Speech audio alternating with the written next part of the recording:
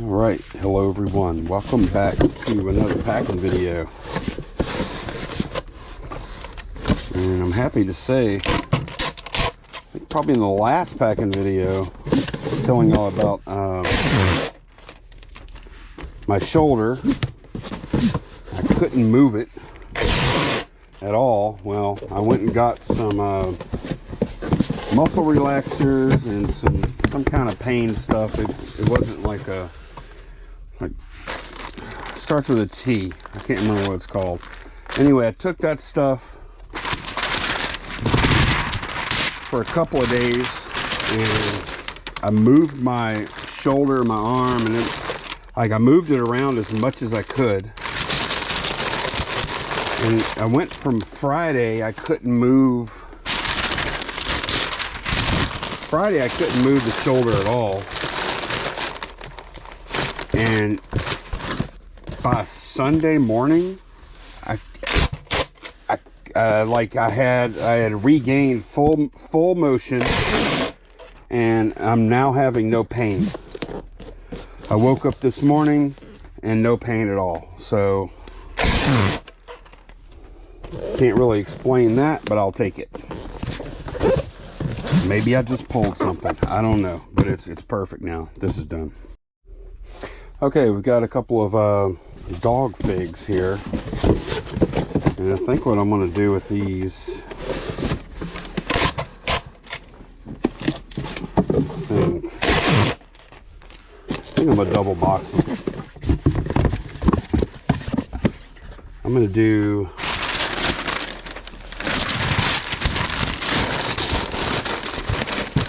the larger one in here, and a 10.86, and I have a 6.44 for the smaller guy over there. Although, you know what, I could probably just put them both in here and then box this. That's what I'll probably do. I don't think two separate boxes is necessary as long as I give them plenty of separation.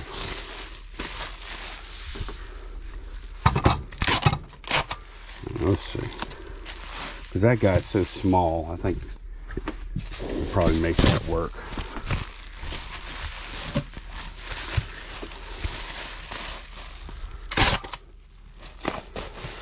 We'll see. I don't know.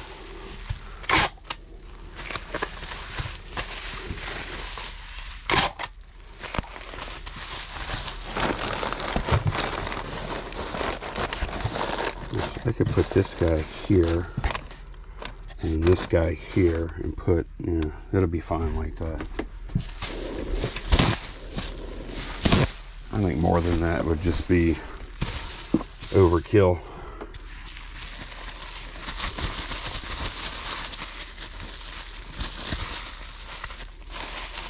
I think you could potentially get away without double boxing, but I don't want to.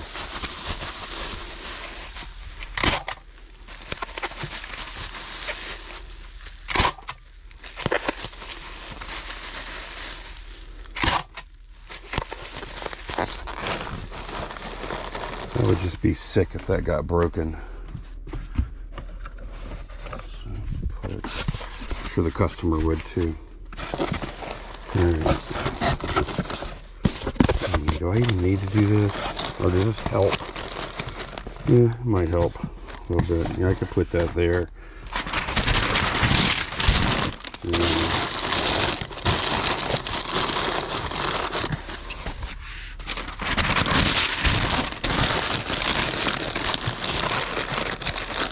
Paper around these guys, get them to where they're not moving at all.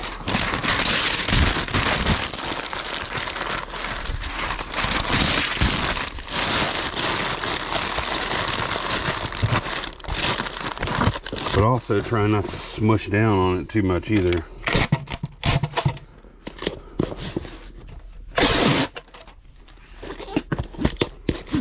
Okay, so that's done. I just need to get a 12 cube.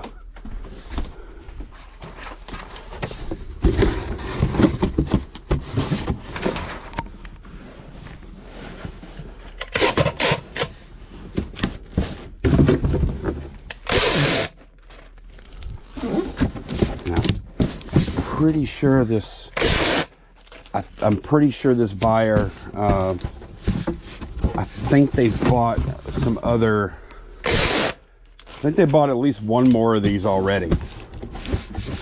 So I definitely want to show them that we can be trusted to pack these well. Because guess what? This, believe it or not, the Westie dog figurine market is probably not that big. I've experienced this in other, whenever I've sold other like figures like this in the past, or figurines in the past. That market of buyers is not huge. So whenever you do find one that wants to buy them, there's a really good chance they're going to buy more than one. So repeat business is typically not a big thing on eBay, at least for us, because we're everything sellers.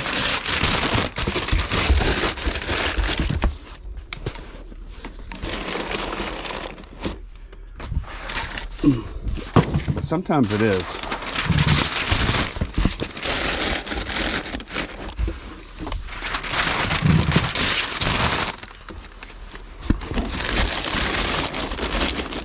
I remember when I made a big figurine by, when I say big, I mean like well over 1,000 pieces. It's one of my first big buys. I bought a local store, like gift shop kind of place. It was an operation back in like the mid-90s when all that kind of stuff was doing well, you know, like cherished teddies and you know, precious moments and all that kind of, like, we had other stuff besides that. Oh, we had a ton of Tom Clark gnomes, which are really cool. Had a lot of that. And bought an entire garage full from a guy who bought the, see, the gift shop closed at some point in like probably 2000 or something like that. And I guess they put all their inventory into a storage unit, like a big storage unit. And this guy bought it like super cheap, bought the whole thing. And then he had a garage sale and put them everything out in this garage. And I pull up, I start looking the stuff up. And I'm like, how much for everything? It was $500. I mean, we're talking about a lot of stuff. And like I said, I think it was like the first larger buy. It took, I want to say it took like 3 trips with a minivan packed to get it all home. Our next up is this Barbie KoolAid Wacky Warehouse Barbie. Never heard of that before. I think I will put a little bubble in here.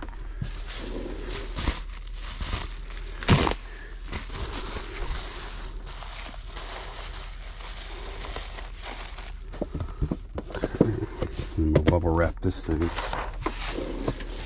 This package is, or this box is longer than 12 inches, so we are going to have to do something with that. Should have done. Good.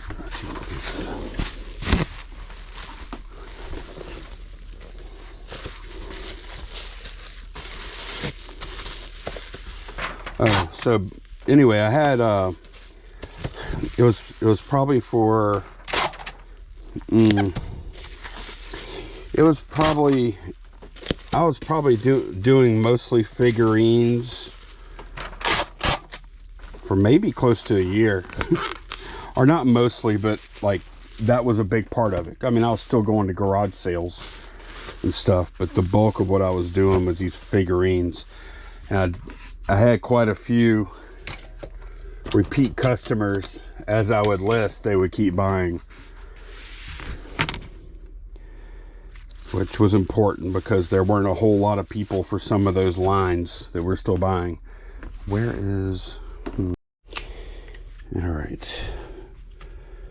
Bring this up to 15. I remember there was one lady,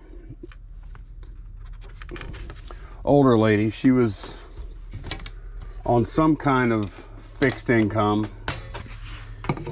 I don't know what it was. Social Security, some kind of pension, who knows. But like usually about once a week she'd order a couple of things, a couple of probably like $20 things or something. And then every now and then, especially later in the month,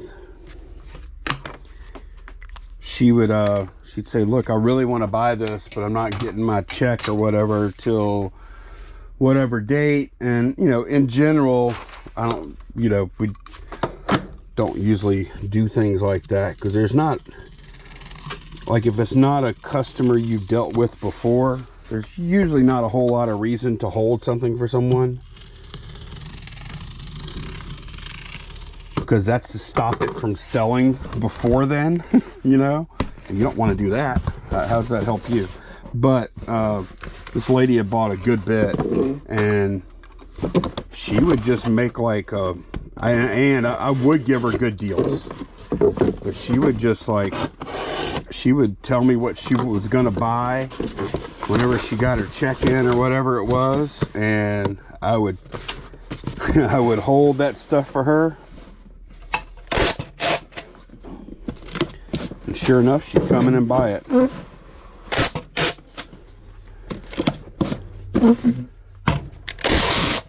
It's kind of nice when you get repeat business like that. It's a little easier.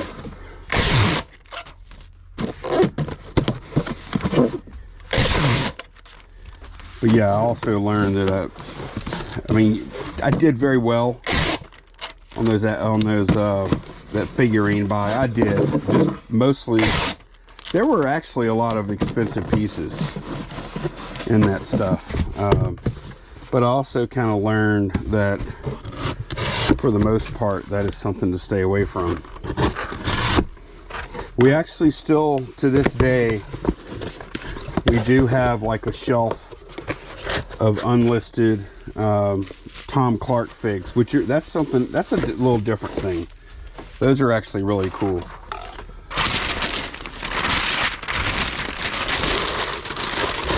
Tom Clark gnomes, look them up. There used to be, like, I remember we had some of those Tom Clark gnomes.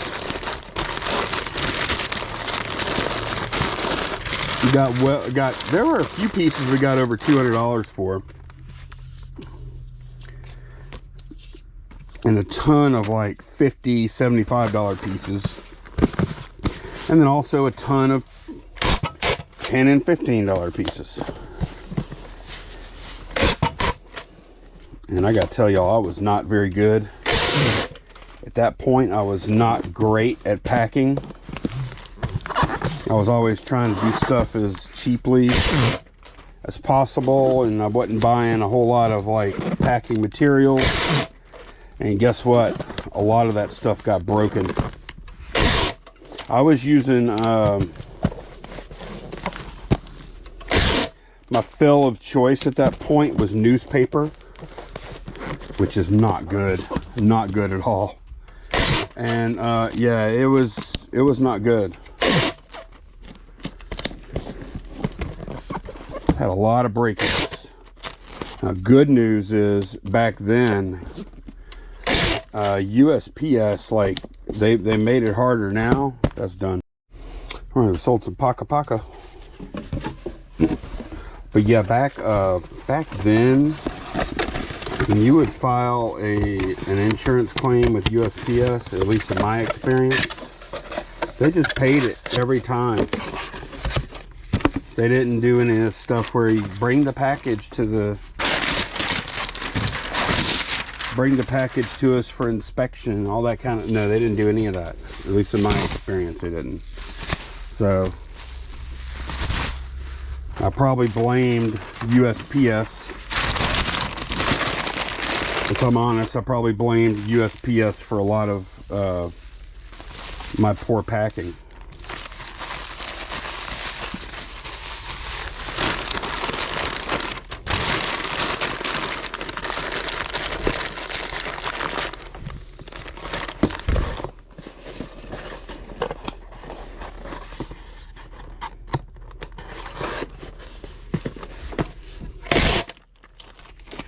A lot of that is when you're kind of new at something, you don't know what you don't know.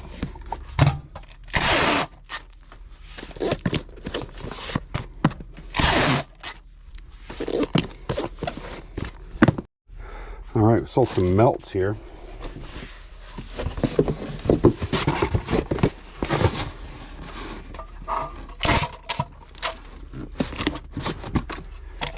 Probably going to be keeping these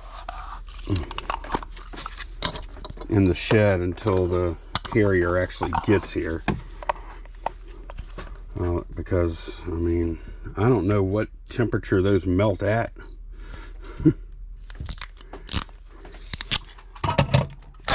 I definitely think it's possible though at some point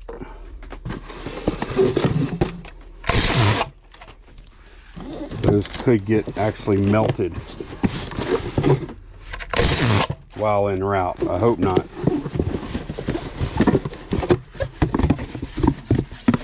I know they have a fairly low melt point. I don't know if they say it on the back.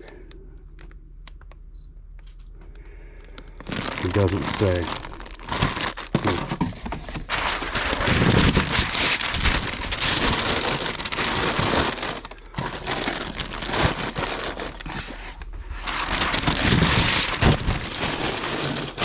We've sold plenty of this melt stuff before, but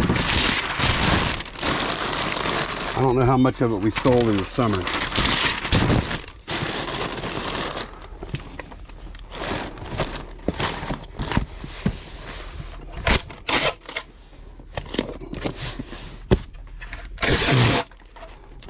I know other parts of the country are actually hotter than here right now, but even here, it's going to be 95 degrees every day this week. That's freaking hot. All right, that's done.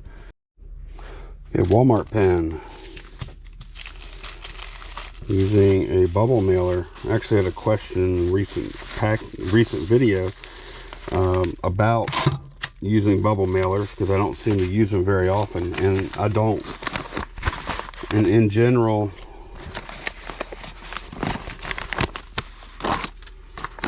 I don't love them. Like, they don't offer, like for stuff like this or for other light things, yes. Okay, that's done. Next up, some rollerblades. These are actual rollerblade branded, and I typically won't buy any that aren't actual rollerblades, because there are other inline skates that are like knockoffs. And people that buy this stuff, I mean, there might be some other brands that are really good that I don't know about. I think for the most part, when people want to buy rollerblades or inline skates, they want to actually buy the rollerblades. We're using a 16-12-10.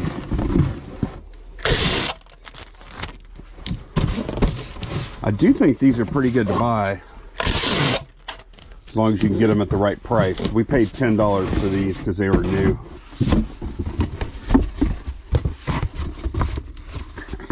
All right.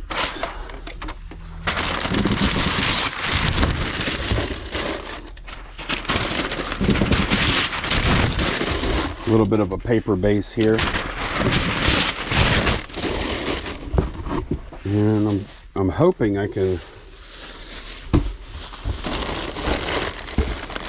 really hoping I can get this down just a little smaller. Yeah, I can, because if I can get this, yeah, I can get this down a good bit, or a little bit. That one with the brake on it. Takes up a ton of room. So can I get it down this much? Yeah, I can. I'll just do the minimum resize on this thing.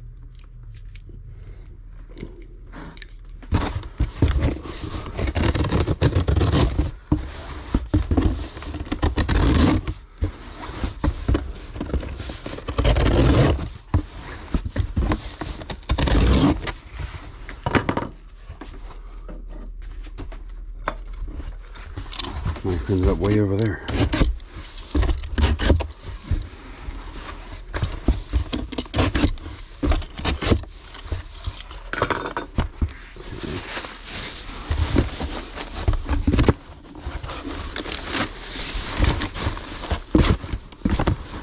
Yep, that's the way it's going to go right there.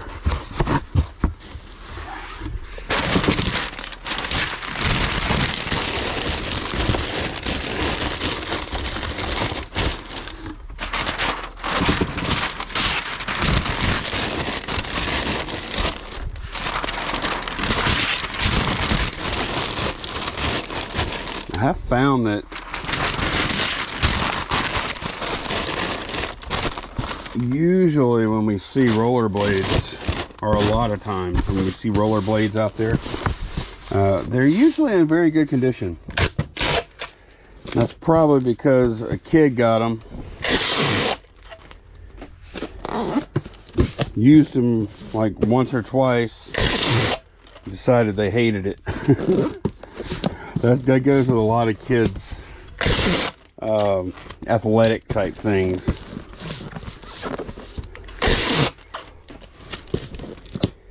They're either like kid stuff like this is either going to be in horrible condition because it got used so much, or in mint condition because it didn't get used at all. Not usually a whole lot of in between. That's done. Alright, packing up this little Star Wars set. But yeah, the things that I want to ship in a bubble mailer, not that many.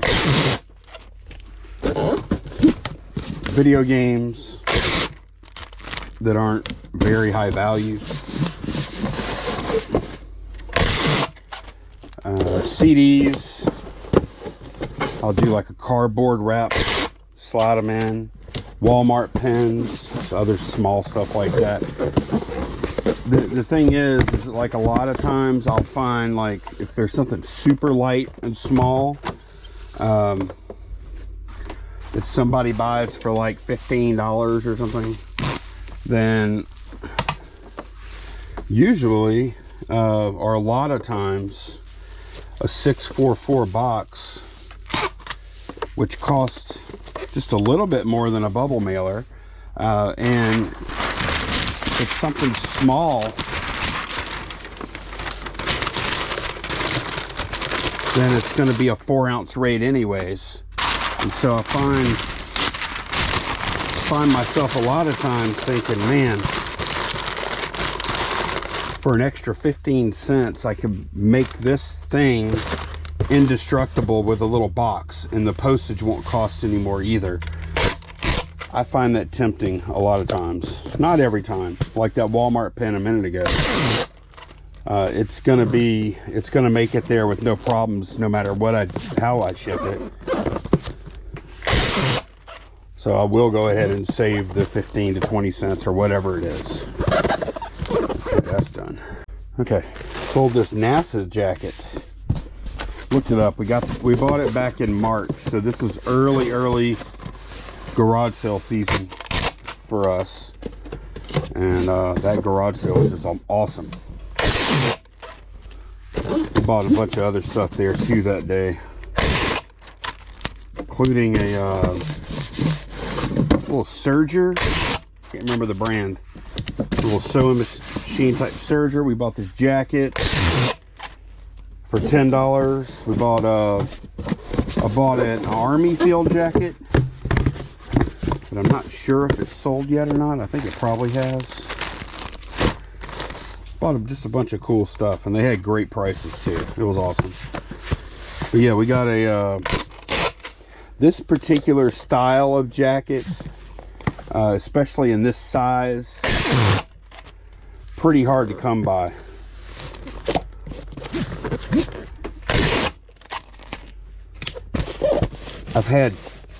This is the second time I've had vintage space camp stuff. Probably about 4 or 5 years ago, I found a vintage 80s space camp like flight suit, and it sold a little cheaper, because this is something you could actually wear daily if you wanted, but a flight suit not so much. Okay, we sold a Monster High, and I find if I use this box and I just resize it, then it'll ship at 12 ounce.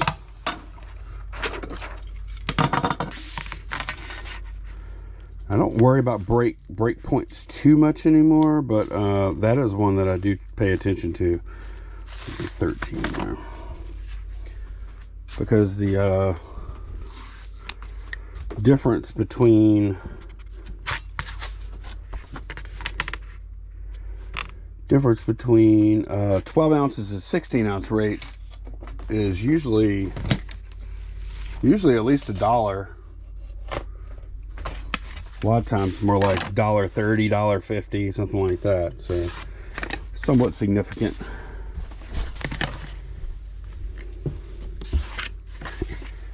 And I weighed this out. So I kind of already knew, but I weighed it, and just this and this together is .72. And we need to stay at .75 or less. So we'll be adding a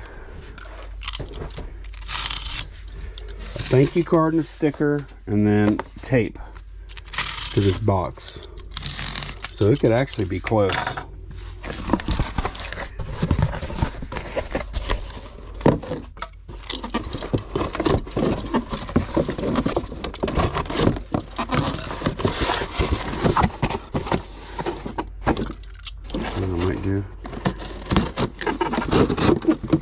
Just a hair off of here.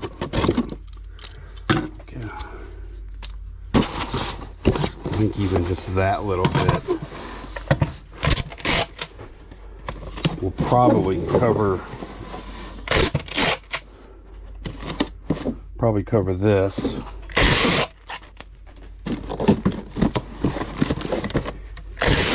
Then before I tape up the other side, I'll do a quick weight check. I'm not going to put any paper in here. It doesn't really need it. All right, let's see what we're looking like. Oh yeah, we're good. We're good.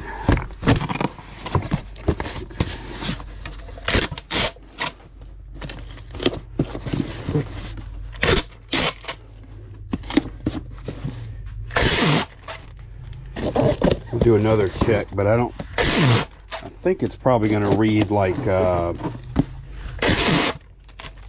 just adding the tape. Might read .73, .74 at the most.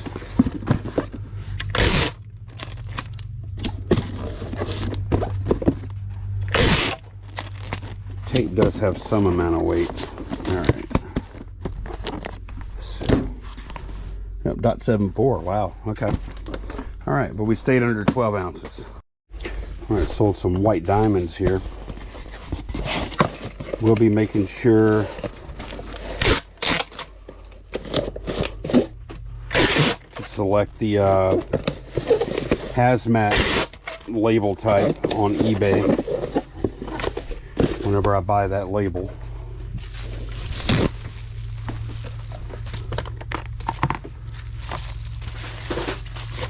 That's how they know not to put this on a plane.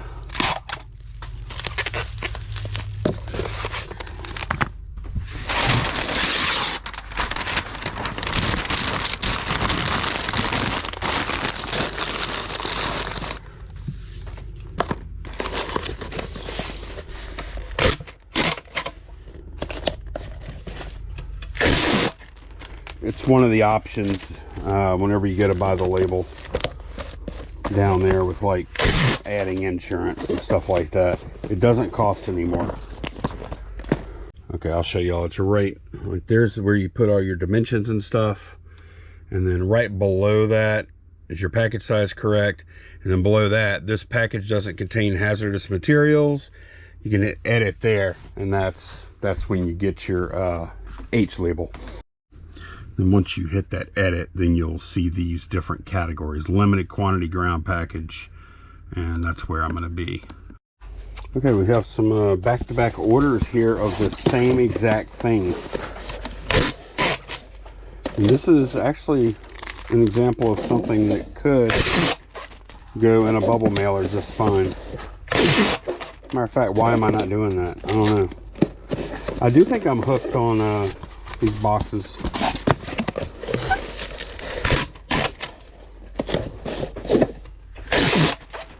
And I just need to make sure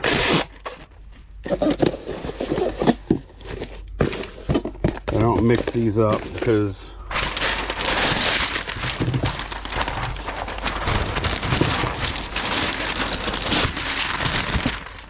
they each have a thank you card. Okay. So we're going to call this Roseanne.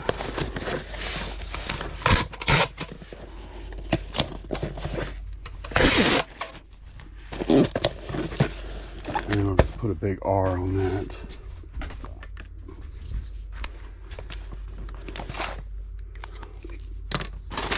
And this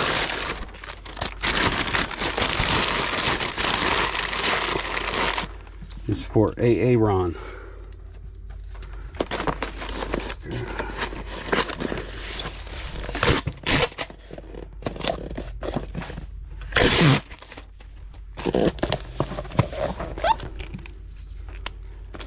Hey. And they should be shipping 4 ounce. Yep. Okay, we have another one of these little dogs. This one is small enough such that I think I should be able to use this box. I randomly had this box on the shelf. Pretty strong too. And yeah, I don't have any others like this. I don't even know what size is this? Like a, what would that be, like a 666 or something? Yeah, I think that's what it is. Supposed to be something like that. And I have so much space in here that I don't think a double box is going to be necessary on this one.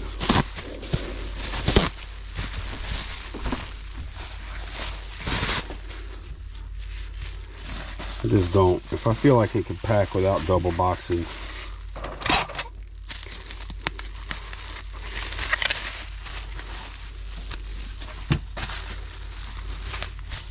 then I will. This guy's going to be just fine.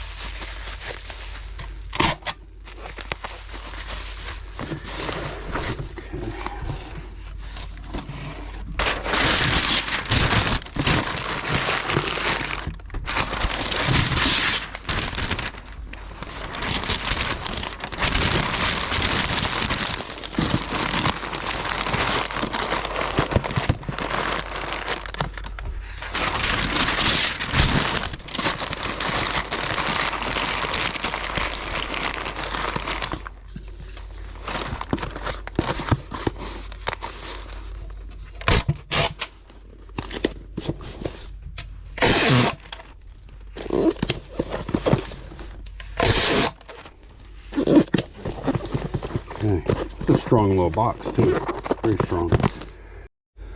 Okay, we sold some Lion oil or Lion petroleum stuff.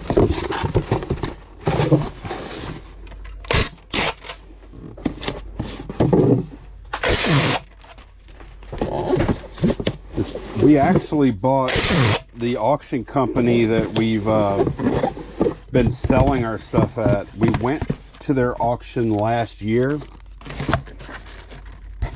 is actually in a different location at that point, but we went there and we bought this stuff. We didn't pay a ton for it, but we paid a decent amount, and it has not been selling fast. So I'm happy whenever we can move any of it. I think this is the third lot of it we've sold. I don't remember what we paid. It was like, it came in these big cases, like collector type cases, and we just emptied those out and made lots out of it. I think cut this flap off too. Okay. I'll put some paper on top. I don't want to put anything under it because I want to make sure it sits flat. It has a real fragile little styrofoam airplane in there that you put together. Man, I loved those when I was a kid. I don't know how many of those. Y'all remember those little balsa wood planes? You would just kind of slide them together, and I had so many of those. I love those kind of toys back then. Those little balsa wood planes were awesome. And then also the little parachute guys where you throw them up and they'd float down. I had all that kind of stuff. Loved it. All right, that's done. All right, here's the first of our G.I. Joe stuff. One of the cooler pieces, I think. Little ferret, little four-wheeler.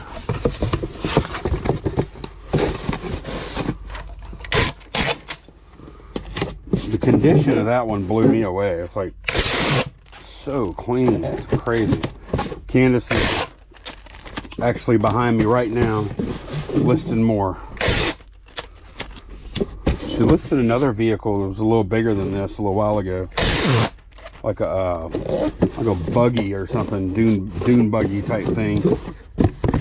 $90 she listed that for. So I mean, some of this stuff is just awesome.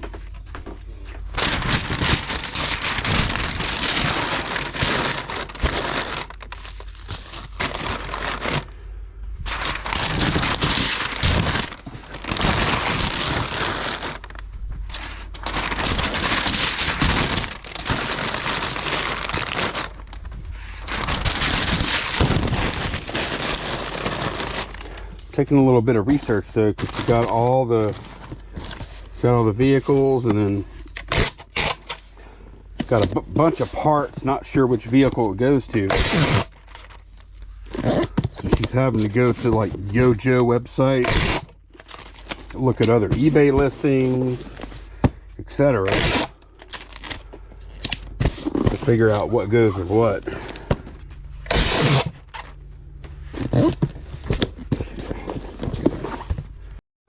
All right, here's an interesting order. We have 3 knives and some Mary Kay on the same order. And I just got to see, I think I'm going to make this box a little longer because this knife right here in particular is pretty long.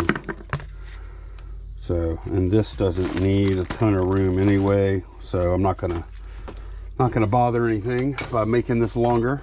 Let's see.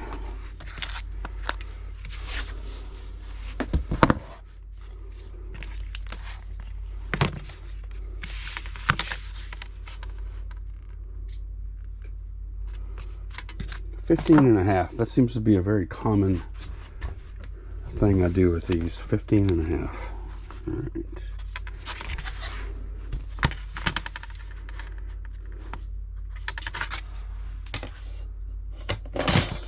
Okie doke.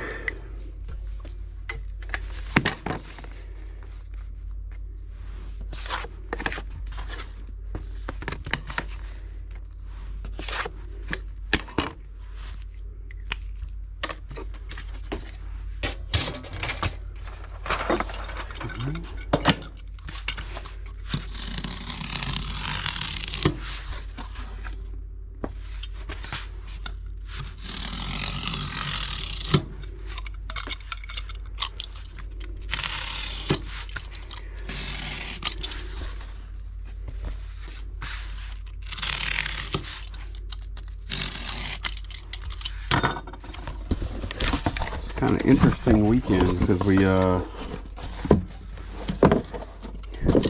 we sourced really heavy from estate sales. And I gotta say, like, I love garage sales. Estate sales are just different sometimes, man. Like, you're usually gonna pay a pretty good bit more money, but a lot of times you can just get a lot better stuff. I like them both. I really do.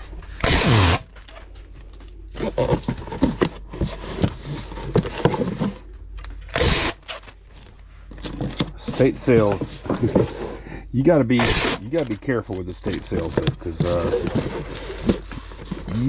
there's so many times that estate sales are just going to be priced way higher than they should, and you have to identify that, and you also have to not get mad about it because it's just the way it is.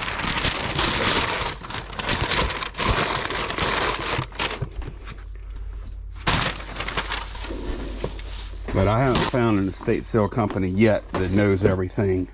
They all know a lot. They really do. Like, the estate sale company runners are very knowledgeable about a lot of things, but they're not knowledgeable about everything.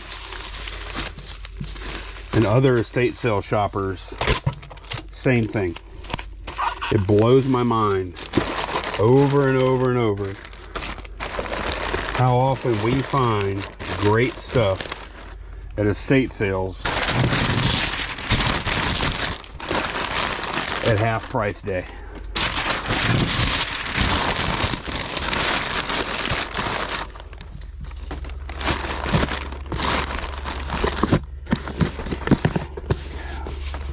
Or we've even been working the pre-sale angle a bit.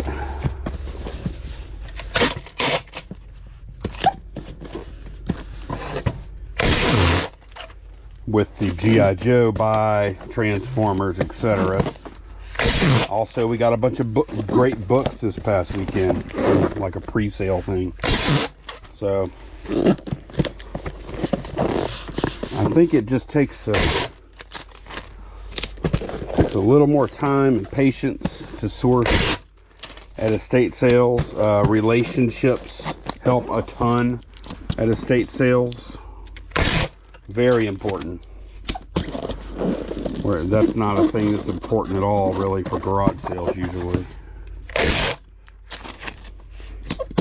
Okay. Here we go. That's done. All right, we're gonna pack a coffee mug.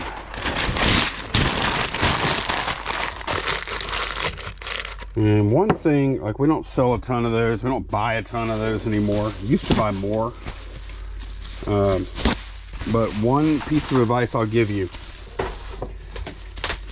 is whenever you list your coffee mugs, especially now with Ground Advantage being so affordable, do like I did with this coffee mug.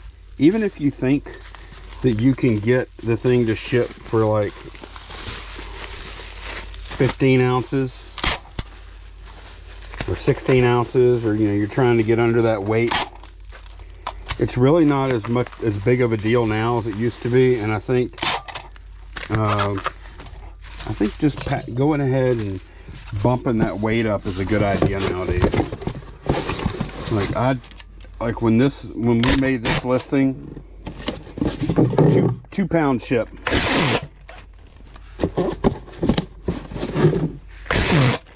Not trying to pack this down to a weight. Pack it exactly how I want to.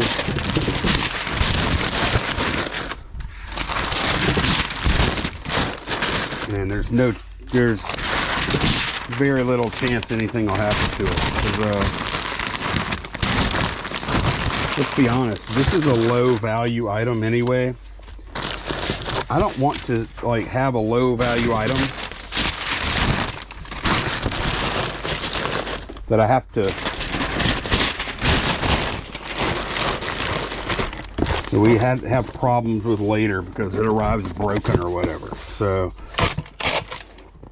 I don't mind selling this, but I don't want a whole bunch of hassle after the fact because I didn't pack it good enough.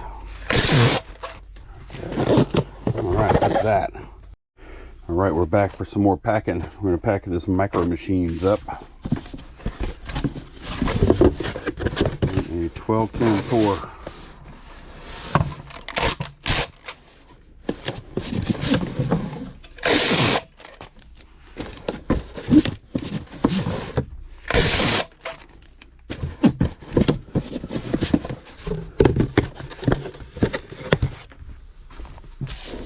I need to order some bubble wrap. I keep forgetting to do that. Better order some today. Got at least, I've probably got enough to make it through the rest of the week. Minimum.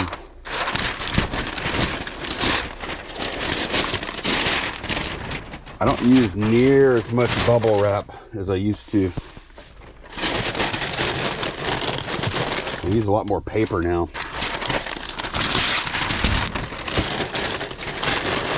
And guess what? Paper's a lot cheaper than bubble wrap.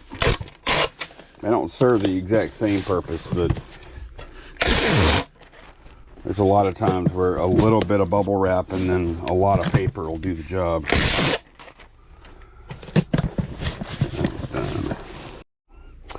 Okay, we have this Joe vehicle, ASP. Thought I might be able to go with a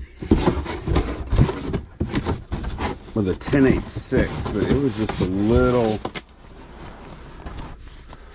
little tight for it.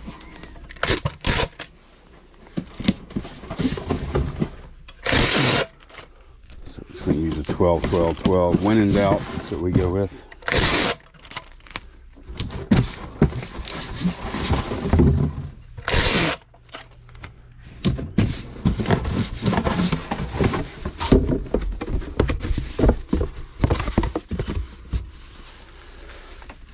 We're not going to use a whole lot of it.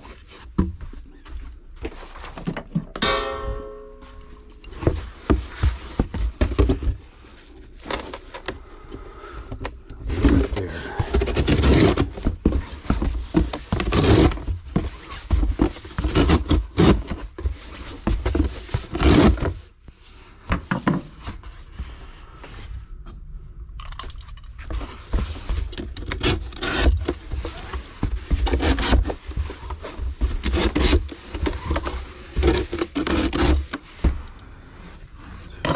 Get a weight on this just for fun. Oh yeah, 1.22. We're good. The shipping we put in to the listing was 2 pounds, so it's perfect.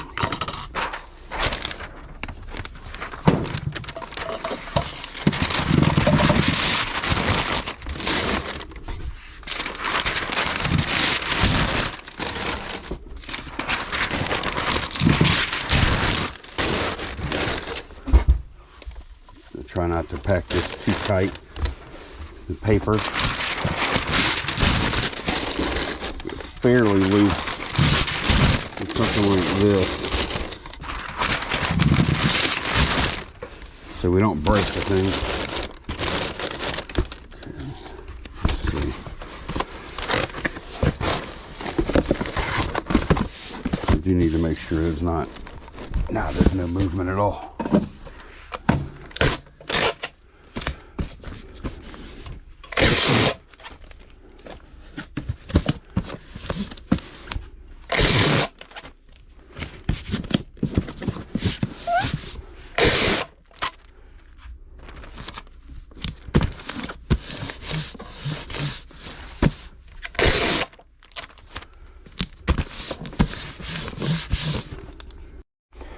All right, we're shipping a reel here. Now we're going 10.86, and this is another 2 pound pack.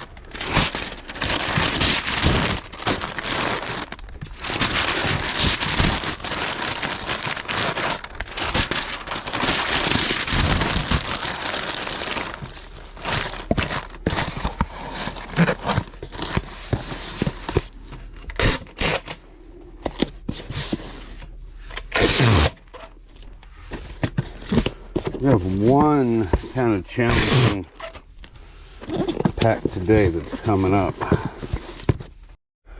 Okay, so if y'all watch Shed Flip's channel, we bought a bunch of Boy Scout patches, like a lot of them. Just this one patch, as a matter of fact. Which one was it? Yeah, just this one patch. We had 20 of. So I think this is gonna go, well, pretty well. Long tail stuff, high margins, low effort, slow sellers. But we can use eBay standard envelope now. We have a Conan, filming of Conan edition of Cinefantastique. Going out. Got a bunch of these in a buy from Guy.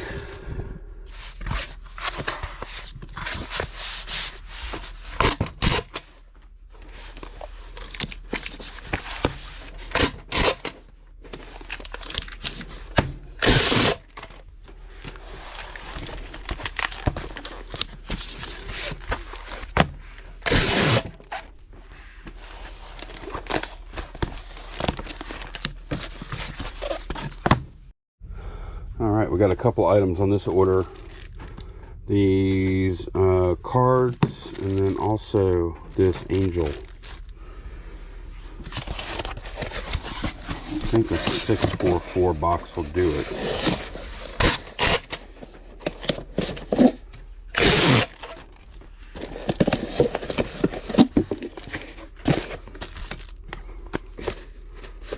Yep, that'll do it.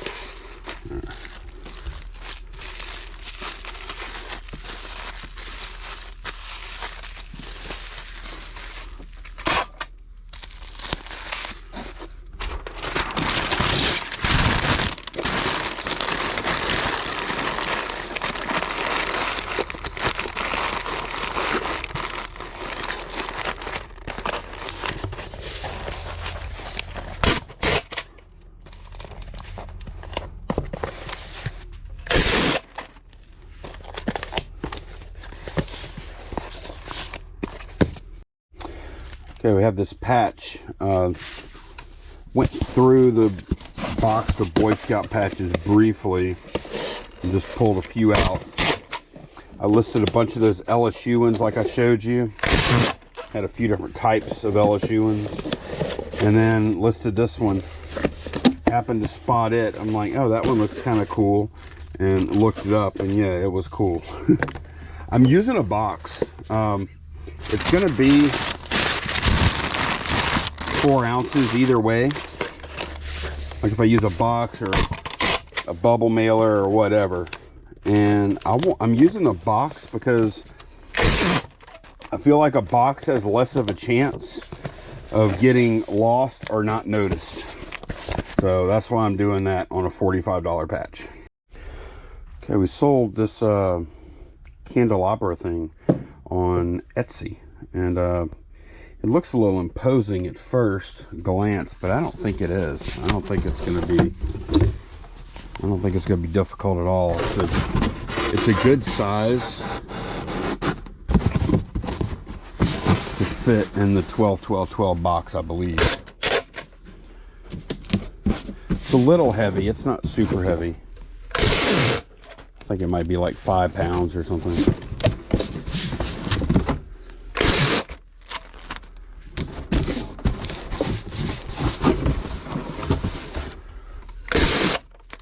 Yeah, I think this pack is going to be fairly basic.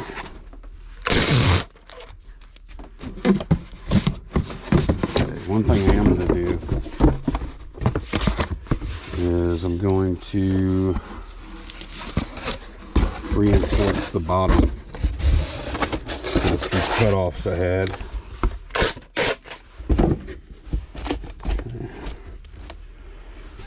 And we're gonna, oh, you know what? I have some thicker paper.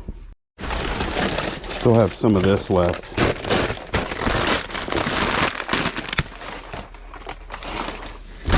Something heavier like this, it's not a bad idea to use a little heavier paper if you have it. We do. I think I'm definitely going to order some of that.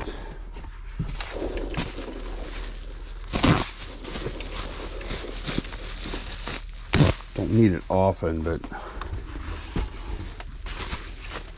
when you do, it's nice. Okay.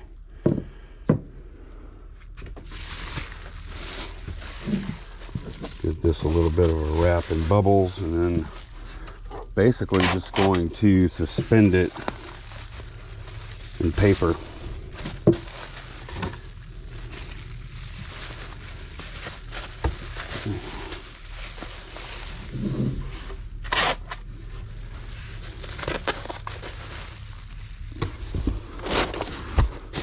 It fits really nicely there.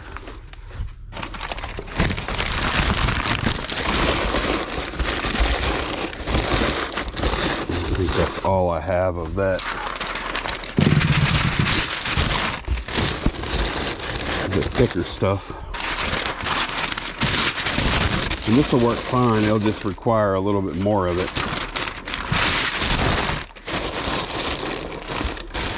That's good.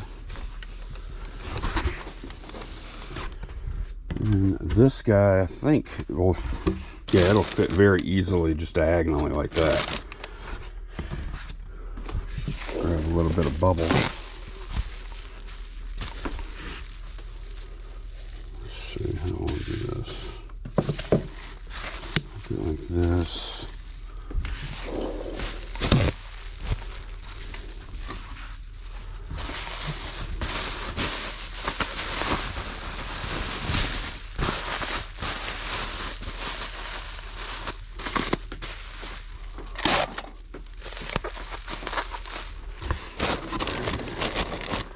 Yeah.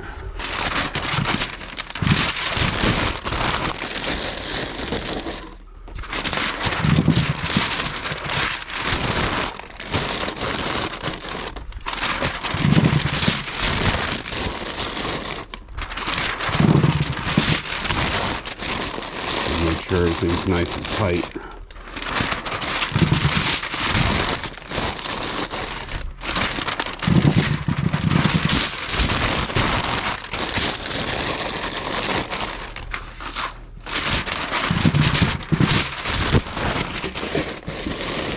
I really don't want this thing moving around. It's the most important thing on this pack. Okay.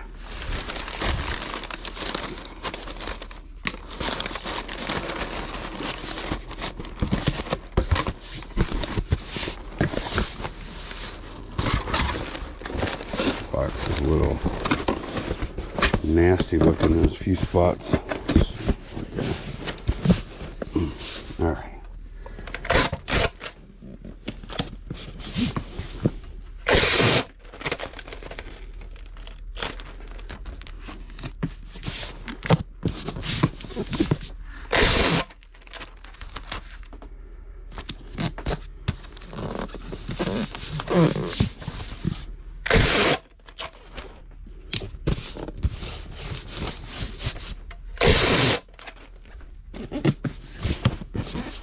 Okay, I'll give it an old shake. Yep, feels good. Okay, one more for this video. Another Etsy sale. We don't get Etsy sales very often, but we had two going out today. All right, this is one of those castles. It's packed pretty good in there. A little more paper.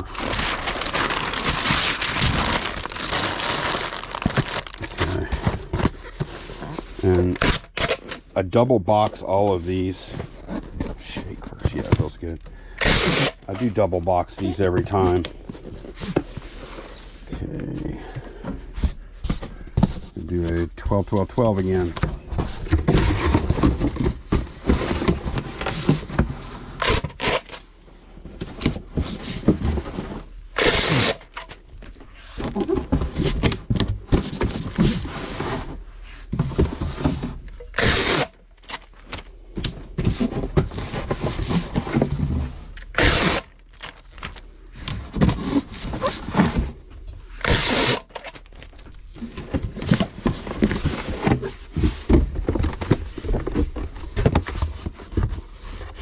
As a matter of fact,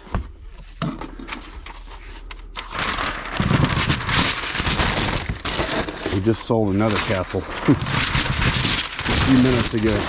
So we're gonna have another one of these getting packed tomorrow.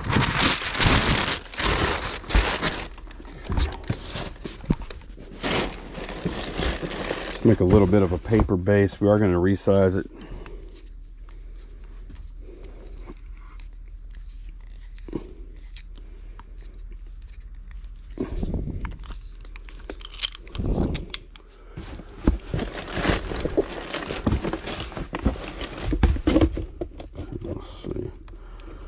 This ought to work right here.